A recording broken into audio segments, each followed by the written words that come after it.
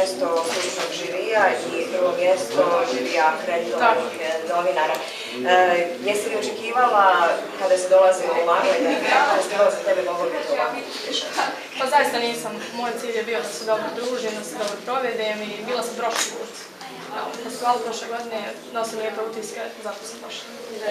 Je li ipak vama, evo, mladim izvođačima teško ovako pjevati bez matrice, uz živu svirku, uz orkestar? Pa kad nešto volite, onda vam nije teško. Šta Dijani znači muzika u životu? Sve, baš sve. Gdje god idem, pjevam, šta god radim.